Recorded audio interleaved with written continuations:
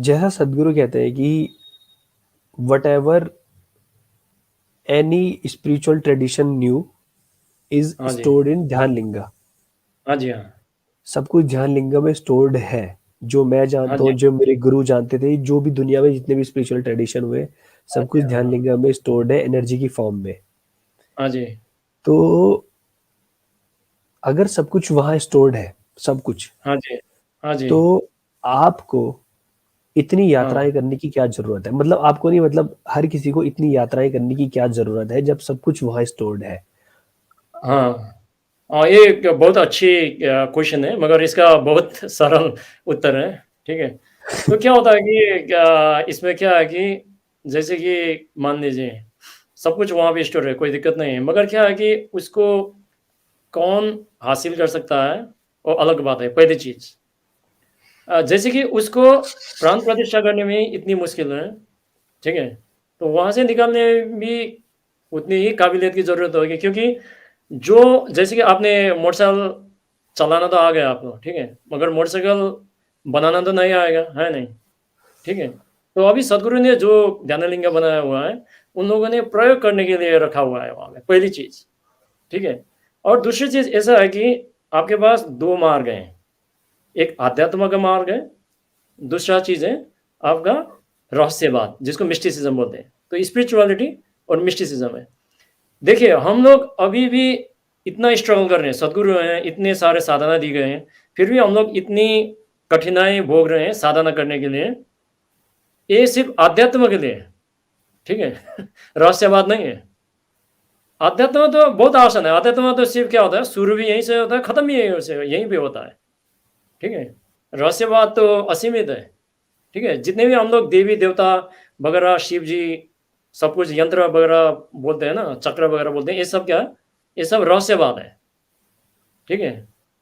और मैं कौन हूँ, मैं शरीर हूँ या फिर क्या हूँ, ठीक है? ये सिर्फ़ क्या है? अध्यात्म, ठीक है? तो क्या होता है कि जब लोग इसी में उलझे हुए हैं कि अध्यात्म में ही उलझे हुए हैं, तो रहस्यवाद तो बहुत मुश्किल की बात है।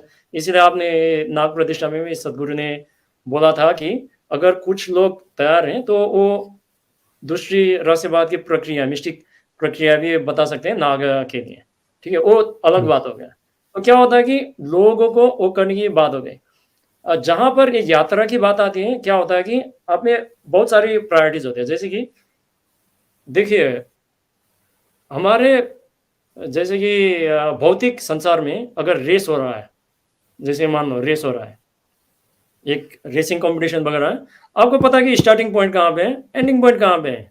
आपको पता है कि 100 मीटर का रेस दौड़ है, सब लोग 100 जीरो से ही शुरू करेंगे, और सब लोग 100 में ही जाएँगे।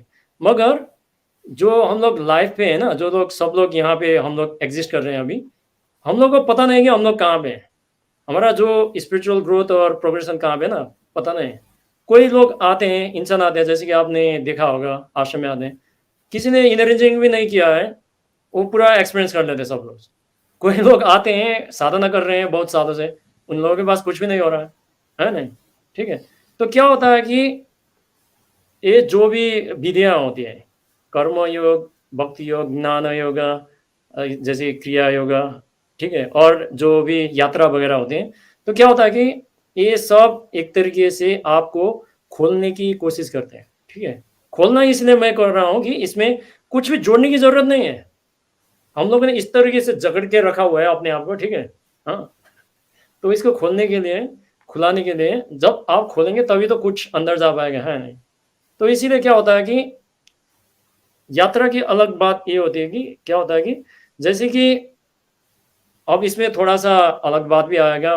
मैं ये पॉडकास्ट में तो बोलना नहीं चाहता, मगर ये बहुत ज़रूरी है, ठीक है? और क्या होता है कि जैसे कि लोग इनिशिएशन में जाते हैं, उनको बहुत अच्छा अनुभव होता होता है, ठीक है? वो लोग दर्शन पे जाते हैं, बहुत अच्छा अनुभव होता है। एडवांस प्रोग्राम करते हैं, बहुत अच्छा अनुभव होता है। मगर बाकी के समय में वो अनुभूति नहीं होती, ज़्यादातर लोग हैं, हाँ, मैंने देखा है। तो अनुभूति नहीं होती है, तो क्या करते हैं कि किसी का प्रैक्टिस छूट जाता है, कुछ हो जाता है, ऐसा होता है, या फिर वो वेट करते हैं कि सद्गुरु से कैसे मिलेंगे, ठीक है? हम्म, इसमें बहुत सारे कारण हैं, क्योंकि सद्गुरु ने बोला था कि वो सबको ऊर्जा दे सकते हैं, कोई दिक्कत नहीं है। मगर समस्या ये है कि क्या वो उस ऊर्जा को ग्रहण कर पाएँगे या नहीं, ठीक है? शिव जी के कथाओं में भी ये बताया गया है कि तारकासुर को जब एक राक्षस को मारने के लिए नहीं तारकासुर नहीं आपका त्रिपुर दहन करने के लिए जब जब देवताओं ने शिव जी के पास आया था तो शिव जी ने बोला कि मेरा एक अंश शक्ति लेके जाओ तुम लोग, ठीक है? और वो राक्षस को मार डालो। तो जब देवताओं को वो शक्ति दे दी वो लोग ग्रहण नहीं कर पाए। ठीक है? तो इसमें बहुत सारे कारण हैं क्योंकि सद्गुरु इतने सारे ऊर्जाएँ नहीं भेज रहे हैं, जो लोगों के लिए अभी वो लोग तैयार नहीं है, ठीक है? जैसे कि चींटी को शक्कर तो पसंद है, ठीक है? मगर हुँ, उसको मैं 1 किलो एक बड़ा-सा शक्कर दे दूँ तो क्या हो जाएगा? वो तो मर ही जाएगा, है नहीं? हाँ, हाँ, मीठा तो है मगर वो तो उसके तो कोई काम का नहीं है, उसको तो फिर सिर्फ़ छोटा-छोटा चाहिए, ठीक है?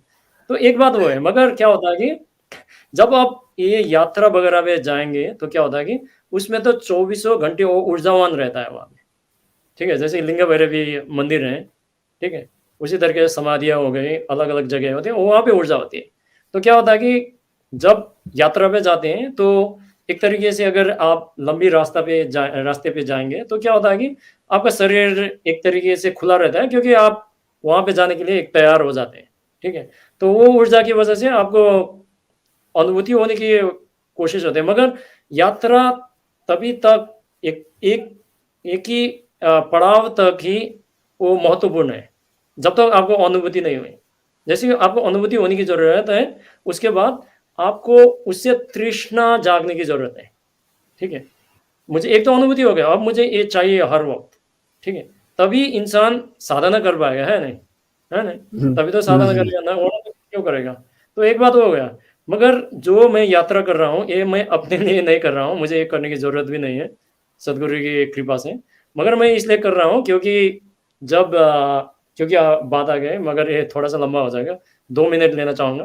तो क्या होगा कि जब हम लोगों ने जो सेफ सोल वाला प्रोग्राम किया तो हम लोगों ने बहुत सारे स्कूल पे गए, रास्ते पे गए, हर जगह पे गए, जितने जहाँ भी भीड़ होती है, सबको मिट्टी बचाने के लिए बोले, सबको जगाने के लिए बोल दिया। मगर क्या उन लोगों ने लेटर भी लिख लिया, ठीक है? मगर जब उनको पता चला कि अगर हम लोग ये जो भी पॉलिसी वगैरह नहीं बनाएँगे, तो खाने को तो कुछ नहीं मिलने वाला, तो ये प्रॉब्लम हो जाएगा। तो वो लोग उस वक़्त तो अरे बाप रे! मिट्टी तो बचाना ही पड़ेगा, ये सब है। मगर दूसरे दिन अगर हम लोग उनको मिलेंगे ना, तो वो तो कच्चे ही हैं फिर से, आराम से अपने जीवन पे चले जा रहे हैं। तो और सिर्फ़ वही नहीं, जैसे कि मान लो कि जो लोग ध्यान वगैरह नहीं करते, ठीक है, वो लोग तो ऐसे भी चल रहे हैं, मगर जितने भी लोगों से बात की ना, जैसे कि ईशा मेडिटेटर ही हो गए, जो हमारे ध्यान करने वाले हैं, उन लोगों को भी वैसा ही हो गया है, वैसा ही पाया मैंने। क्योंकि जब सदगुरु बाइक चला रहे थे, तो उन्होंने बोला कि ठीक है, ये तो बचाना ही पड़ेगा। मगर कुछ दिनों के बाद तो वो लोग भी गायब हो गए, ठीक है? तो एक तरीके का मुझे आभास हुआ, एक तरह का रियलाइज़ेशन हुआ कि सेफ सोइल अगर सक्सेस करना है या फिर सेफ सोइल या फिर कुछ और भी सक्सेस करना है, तो सबसे बड़ी परेशानी है कॉन्शियसनेस। तो तभी मुझे आभास हुआ कि सद्गुरु क्यों कॉन्शियस प्लैनेट बोल रहे थे, जागरूक धरती, ठीक है? तभी मुझे आभास हुआ कि होना चाहिए। तो इसकी वजह से क्या होना चाहिए कि अगर इंसान जागरूक तभी होगा, 2 तरीके से हो सकता है, या तो उसको ध्यान करना पड़ेगा, जो ज़्यादा लोगों के पास टाइम नहीं होता है, तो दूसरा दूसरा प्रक्रिया क्रिया योग। ठीक है? शांभवी महामुद्रा। तो शांभवी महामुद्रा मिनिमम करने की ज़रूरत होती है क्योंकि अगर आपके शरीर में ऊर्जा है तो आप आराम से जागरूक हो सकते हैं। ठीक है? तो मैंने जैसे कि मैंने बोला कि ज़्यादातर लोगों के पास उतना ऊर्जावान जगह नहीं है क्योंकि सबके सब को सद्गुरु पता नहीं है और बहुत सारे ऐसे लोग हैं जो सद्गुरु को एक्सेप्ट करना नहीं चाहते हैं, है नहीं? हुँ, हाँ, हुँ, हुँ, वैसे हुँ, भी लोग हैं और सबके सब हुँ, आश्रम जाने को अफ़ोर्ड भी नहीं कर सकते जो स्टूडेंट वगैरह है नहीं? हुँ, हाँ, हुँ, और इतने सारे लोग भी हैं जो डिफरेंट पाथ में बिलॉन्ग करते हैं, जैसे कि बुद्धिस्ट पाथ में बिलॉन्ग करते हैं या फिर जैसे कि सूफ़ी हो गया, हाँ? जैसे कि हम लोगों ने कहा कि वैष्णवाइट और शैवाइट की बात आ गई थी एक बार, ठीक है? हुँ, तो क्या हो गया कि हम लोगों ने ऐसा विचार किया कि अब जो भी लोग हैं, सबको यात्रा करने की ज़रूरत नहीं। जिस तरीके से मैंने यात्रा किया ना, ये बहुत मुश्किल वाला है। सबके पास बजट भी नहीं होगा पहली चीज़, दूसरी चीज़ हैंडल भी नहीं कर पाएगा। क्योंकि 5-6 महीने में मैंने 5 से 600 जगह पे गया हूँ मैं, ठीक है? हाँ, ये बहुत मुश्किल बात है, ये आसान बात नहीं है, मैं आपको बताता हूँ। कितनी बार तो मैं कोलैप्स भी हो गया हूँ, मेरा सिस्टम भी कुछ बार मगर मुझे पता है कि ये करने की ज़रूरत है क्योंकि जैसे ही मैंने जो कारण है बताई आपको, तो क्या हो गया सबसे पहली बात क्या है कि आपको कहीं दूर जाने की ज़रूरत नहीं है। जब हम लोग मैपिंग करेंगे, मैपिंग हो जाएगा, तो आप देख सकते हैं कि सबसे नज़दीक वाला जो प्रूवन जहाँ भी एनर्जी है, आपको पता चल जाएगा, है नहीं? क्योंकि अगर आपको पता भी नहीं है कि वहाँ पे ऊर्जा है या नहीं, क्योंकि अभी तो क्या है कि मंदिर तो हर जगह है नहीं, मगर इतनी जगह पे मैं गया हूँ कि कोई समाधि और कोई मंदिर में लाखों लोग जाते हैं साल में, मगर वहाँ पे एक भी ऊर्जा नहीं है वहाँ पे, ठीक है? तो क्या होता है कि जहाँ ऊर्जा है, पता है आपको, फिर भी आपको पता नहीं है, तो वहाँ पे आप जाके साधना कर सकते हैं, वहाँ पे बैठ सकते हैं। तो आपको जो एनर्जी सपोर्ट आपकी ज़रूरत है ना, आप वहाँ से पूरा कर सकते हैं, एक हद तक। जब आपको हद तक पता चल जाएगा, उसके बाद आप आराम से ईशा का दूसरा कार्यक्रम वगैरह कर सकते हैं। उसके बाद आप प्रगति कर सकते हैं अपने आध्यात्मिक रास्ते पे, ठीक है?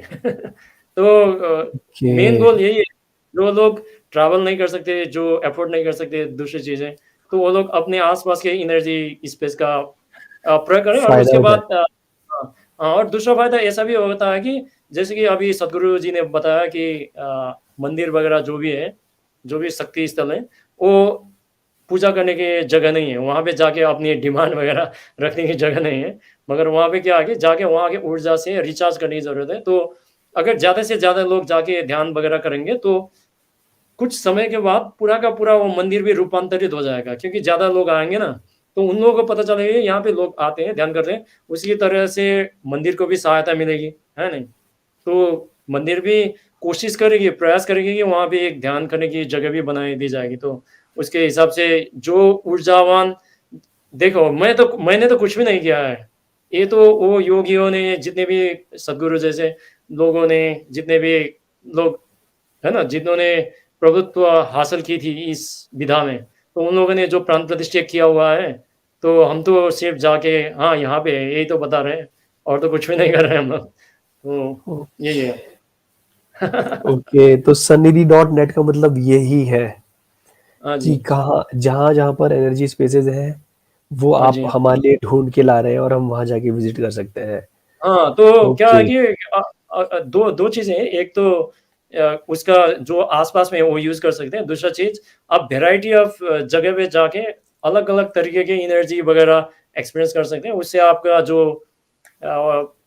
जो रहस्यवाद की जो होते हैं ना, वो भी आप एक्सप्लोर कर सकते हैं, मिस्टिसिज़्म भी एक्सप्लोर कर सकते हैं। तो क्योंकि वाह!